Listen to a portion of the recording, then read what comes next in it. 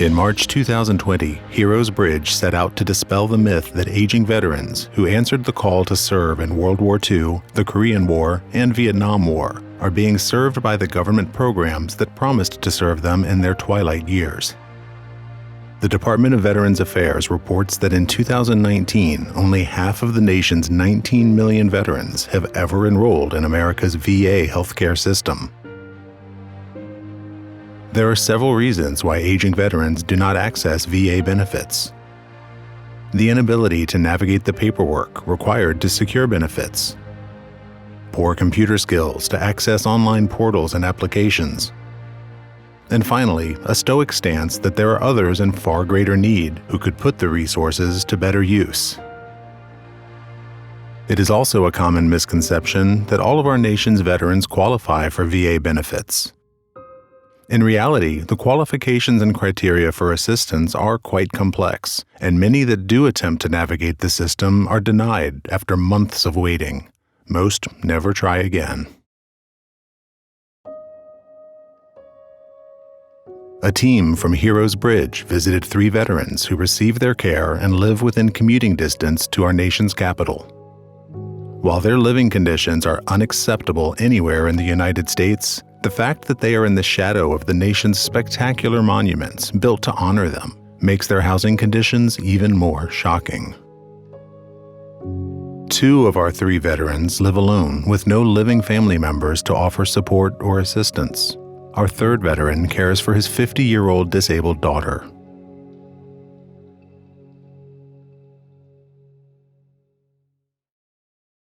Charlie was drafted into the Army in 1967 during the Vietnam War. He lives only a few miles outside of Washington, D.C., where the average cost of a single-family house is $500,000. Charlie lives in a low-income housing building. While the exterior shows well, once inside his apartment, a different story unfolds. With suspected underlying mental health issues, Charlie cannot recall how long he has lived in the unit, but believes it is around 5 years. I have been homeless, yes. I have been out on the street. I have had snow fall on me. I've got money, I buy a motel room, right? But they always kick you out of the motel room, at least at 11 a.m. He received vouchers to lease his unit from the VASH program for homeless veterans. While it is an improvement from sleeping on the street, it certainly leaves much to be desired toward the safe and comfortable housing that Heroes Bridge aims for all their veterans. Charlie explains that finding this unit was very difficult, and he eventually had to take what he could get. The same dynamic that drives up rental prices also leaves leasing companies preferring to rent to young individuals in the technology, defense, and consulting business rather than an aging veteran with a voucher. With the Veterans Administration, and they were supposed, we're going to find you a place to stay. We're going to find you a place to stay. We're going to give you a shelter. We're going to do this. I got a VA voucher. Nobody wants a veteran. All these apartments around here, they do not want a VA voucher. He spent the first 3 months sleeping on the floor. The voucher got him an apartment, but no furniture or household goods. You know what I had here? Nothing.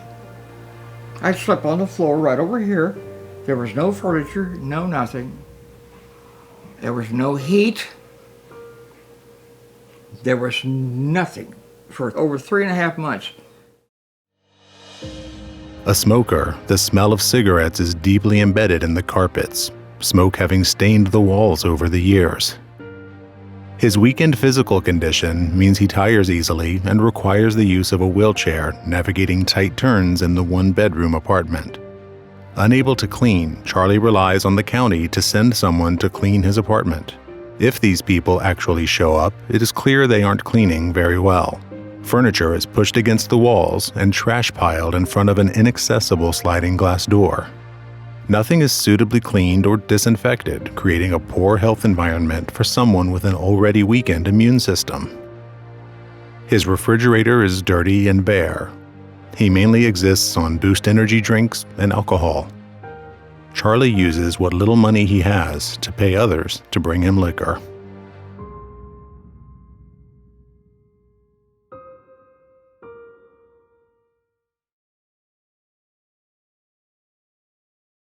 "70 miles outside of Washington, D.C., in a trailer community just off the highway in rural Virginia, live 70-year-old Mike and his daughter, Kim. Life in the country is slow. Getting more for your dollar, homes in this Virginia county cost an average of $340,000. Mike grew up in the Piedmont region of Virginia and today lives about 20 miles from his 2 sisters. His 3 brothers and wife have all passed away. Mike and 50-year-old Kim share a single-wide trailer in a community of about 20 trailers, where they have lived since 1974. Old and broken plumbing causes repeated high water bills. Heroes Bridge has repaired the plumbing and negotiated with the water company 3 times in the effort to restore running water. At the time of filming, their water had once again been turned off, and they were relying on water jugs to drink and take sponge baths with an occasional shower at a neighbor's trailer. Mike, an easygoing and likable man, is not too bothered by the inconvenience. Having grown up on a cattle farm, he humbly states that he is accustomed to accommodations without any plumbing. Mike is one of over 3,600 veterans living in this Virginia county. He was drafted to the Army when he was 20. He recalls being nervous about the draft and watching his family members get called. After basic training, they had the whole group in the building, and it was 1, 2, 1, 2 is what you said all the way through. And the ones that said 1 went to Vietnam. The ones that said 2 went to Germany. I said 2. He spent 2 years at Baumholder Army Base in Germany.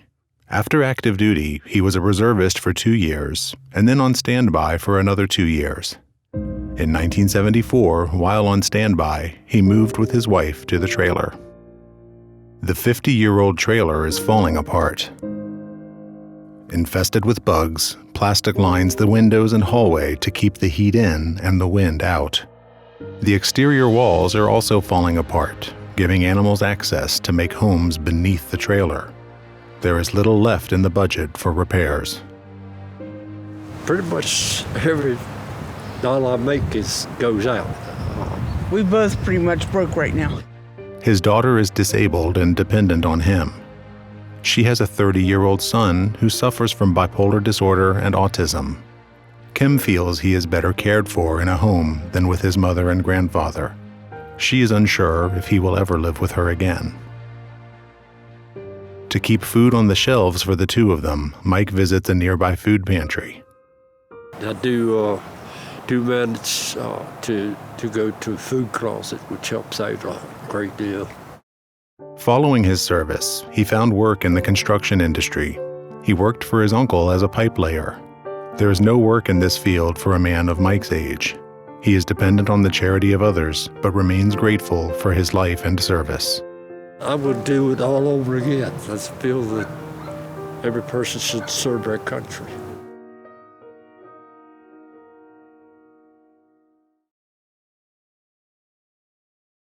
Not far from Mike lives Doyne, in a once private residence on the main drag, subdivided into apartments to maximize rental income.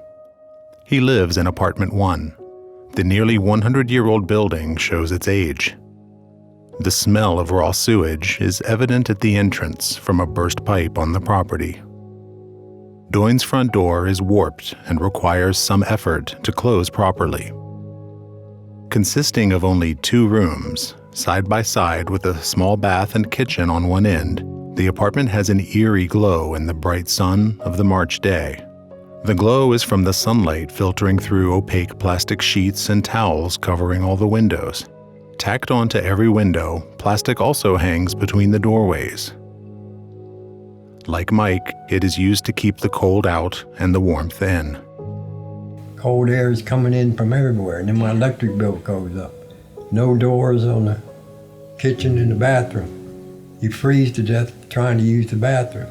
If you go and look on top of the water heater, you'll see a thermometer. There's no way I can take a shower. 60 degrees in his bathroom. And wow. It's about probably the same in the kitchen. And so you put the drapes in the plastic to keep the heat in here. I'm trying, yeah. His front room is used as storage. Piles of boxes and clothes are stacked throughout the small space. Dwayne is in the process of throwing things out. In the far corner of the front room lay a pile of uniforms. Well, get out of here. Environment where I can spread everything out. Other items in the living room are his dog tags and a knife collection from his military days. A small heater runs in his bedroom, the only heat in the apartment.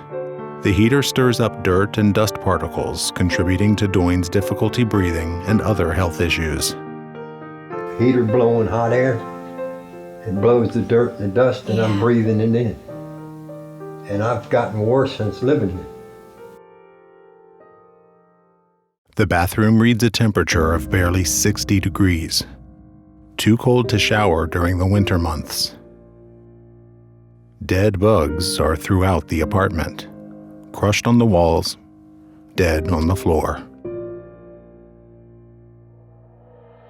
Dwayne's companion is a small Chihuahua mix named Pork Chop. Besides Heroes Bridge workers, Pork Chop is Dwayne's only friend, and he worries about Pork Chop's health as well.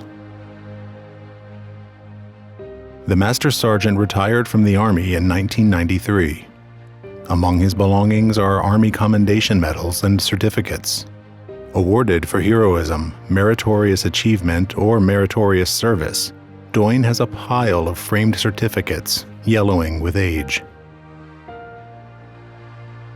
Dwayne has many concerns, but chief among them are that he may die alone, and his remains may not be discovered for some time. Dwayne's concerns are unfortunately valid. Each year, thousands of socially isolated veterans die alone, and often there isn't even anyone to claim their remains or attend a proper burial.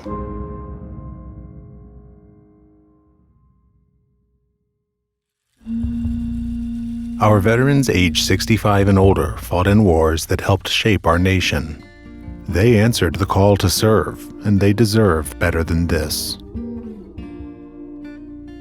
Our veterans deserve to live out their senior years in comfortable accommodations and to be provided with the care and attention they need for their health conditions. No veteran should worry about dying alone.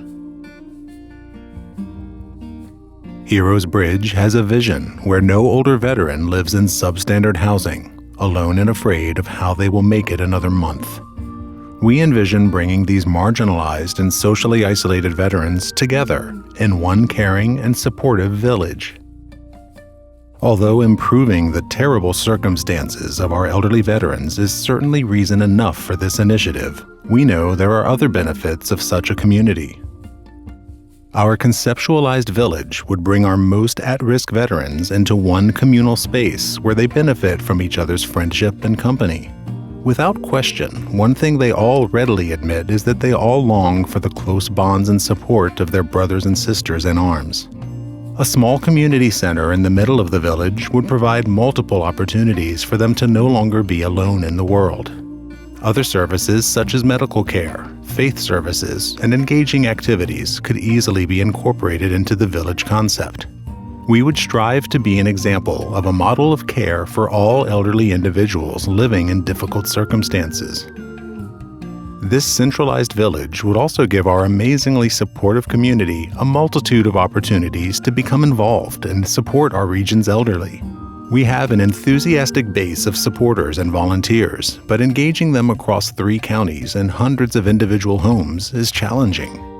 We envision a village where youth groups, scouting organizations, VFWs, American Legions, churches, and workplace volunteers have one special place to gather, volunteer, and support our veterans. This would obviously be great for our veterans, but we feel it would be a positive addition to our very engaged community. Although a serious undertaking, this is not just a pipe dream. Successful villages of tiny homes have been popping up all over the country as a way to provide safe, clean, and comfortable housing to those in need. There is significant federal funding and support available for these initiatives. However, they require a certain amount of matching funds from our organization. We have decided to take the monumental first step of forming a capital committee and establishing a Heroes Bridge Village Fund so others can join us in making this vision a reality. Please visit our website at heroesbridge.org to learn how you can become a part of our village.